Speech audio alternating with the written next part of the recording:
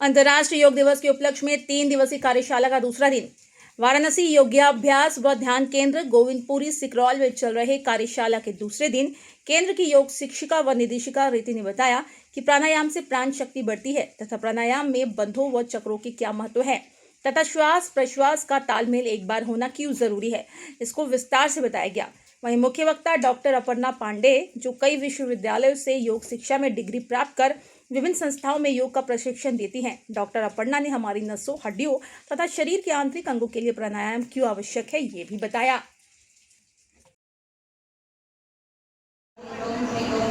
के विषय में बताऊंगी, उससे हम लोगों को क्या लाभ मिलता है।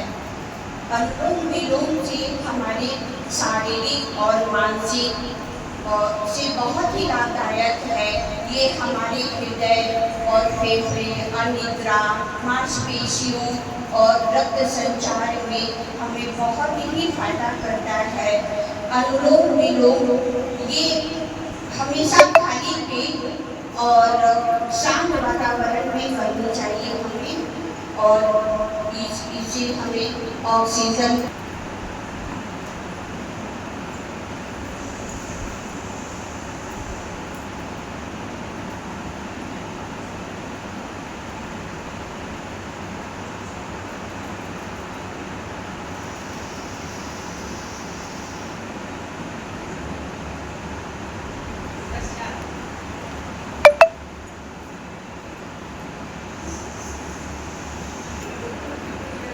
जो नाम लिखा गया वो तो तुमको याद ही है। बैठ कर उनका मुंह खोलो, चेहरा ऊपर, थोड़ी नीचे। करने जा रही हूँ, इससे मेरे कमर के दर्द को फायदा मिलता है, मांसपेशियों को दूर करता है, तनाव को दूर करता है।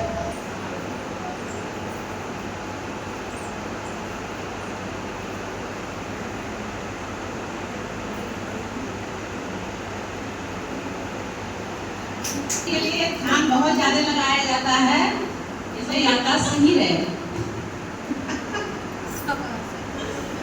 एक दिन की बात की आप कैसे?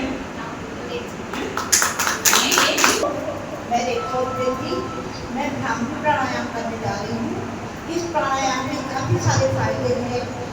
ये भौरे की तरह गुंजन करता है, होता है।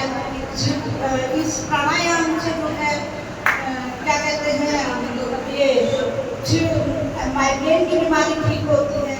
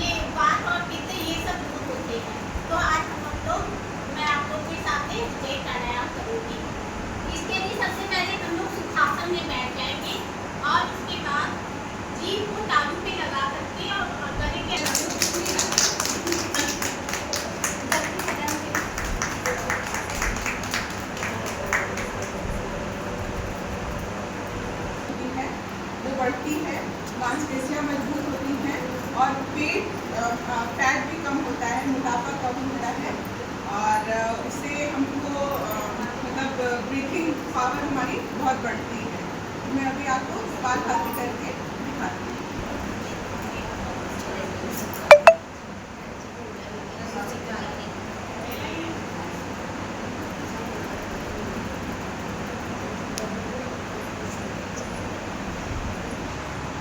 नमन करती हूँ और विधि मैम को सबको मेरे तरफ से हार्दिक वंदन है, नमन है। और आज आप लोगों को मैं प्राणायाम के बारे में बताऊंगी। जो अभी प्राणायाम आप लोग कर रहे हैं उस प्राणायाम के बारे में कुछ बताऊंगा। प्राणायाम कितने प्रकार का होता है? प्राणायाम कैसे करते हैं मैंने बताएगा कोई? प्राणायाम में पहले क्या करते हैं, लेते हैं सांस, उसको क्या कहते हैं? पूरक। बीच में रोकते हैं तो क्या कहते हैं? कुंभक।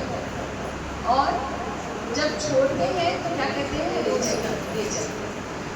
तो महर्षि पतंजलि जी ने जो अपने अष्टांग योग जो साधना बताई है, आप लोग कल स्वयं कोई आई होंगी वो आपको अष्टांग योग के बारे में तो बताई हैं।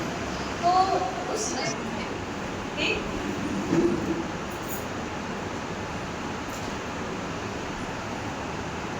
कैसे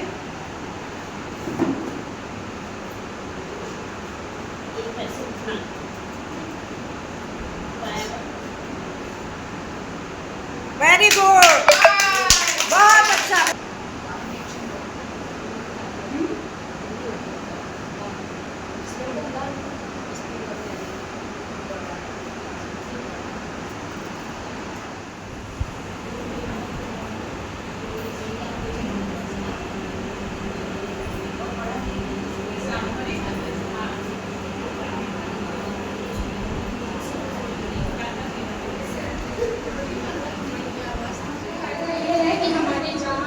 हमारे हाथ, हमारी कमर, ये सबको आराम देता है। साथ ही ये इसमें ये गोमूत्र गौ के दूध की तरह से किया जाता है।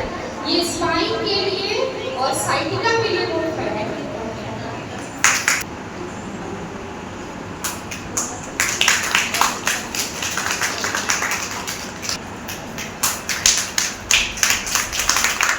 और मैं 9 साल से योगा कर रही हूँ। मुझे योगा में आने से पहले ओवरी की प्रॉब्लम है, मेरी बच्चेदानी नहीं हुई थी। लेकिन जब से मैं योगा करने लगी उसके बाद मैं अल्ट्रासाउंड कराई अपना, तो मैं डॉक्टर ने बोली कि आपकी ओवरी एकदम यंग है, इतनी यंग है कि आपको लगता है कि आप डिलीवरी भी नहीं की है। तो योगा से मुझे ये बहुत बड़ा फ़ायदा है। ठीक है, मैं घुटनों से बहुत प्रॉब्लम था मेरे घुटनों में, और मैं चल फिर नहीं पाती थी, मुझे बहुत दिक्कत होता था। मैं यहाँ आई भी तब भी लोग मेरा मजाक उड़ाते थे, लेकिन आज मैं एकदम स्वस्थ और मैं आपको अपनी बॉडी को बहुत स्वस्थ समझती हूँ। और मैं अपने घर का सारा काम करती हूँ, मैं पार्लर भी चलाती हूँ और घर पर का भी सारा काम करती हूँ और दुकान का भी मैं सारा काम करती हूँ।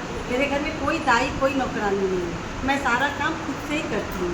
ये सारा योगा का दिन है।